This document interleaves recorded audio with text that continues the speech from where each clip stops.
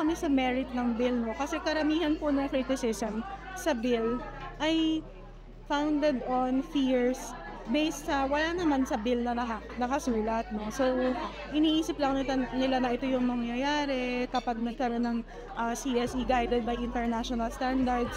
Pero wala naman po kasi sa bill yung sinasabi nila tuturuan yung mga 0 to 4 years old to masturbate. Wala po yung lahat na yun.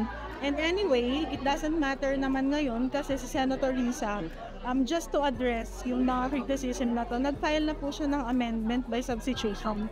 And then yung version of Senate Bill 1979, tinatanggal na po yung international standards. And we know that the President already has a copy of the bill. We are confident no na pag binasa niya ito ay ito'y pag-iisipan niyang mabuti, and we are calling on the President to support the Senate Bill 1979. Una po, tinanggal na po yung reference to international standards o yung phrase na sinasabing guided by international standards. Pinasimple po yung bill, although laman pa rin niya po kung ano yung essence ng CSE na ito ay ituturo age and development appropriate for adolescents, so 10 to 19 years old po. Dati po kasi at all levels yung nakalagay. So ngayon starting at 10 hanggang 19 years old. At pinasimple po lahat ng formulation sa bill.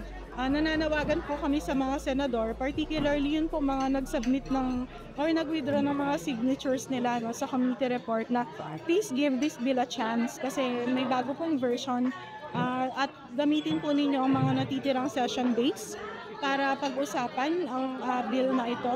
At kung meron man kayong mga agam-agam, ay i-raise nyo na po ito sa tamang forum, which is the Senate floor, the Senate session. At kung meron kayong amendments na gustong ma-introduce to further improve the bill, ay welcome na welcome po ito. Sana po supportahan nyo po ang Senate Bill 1970.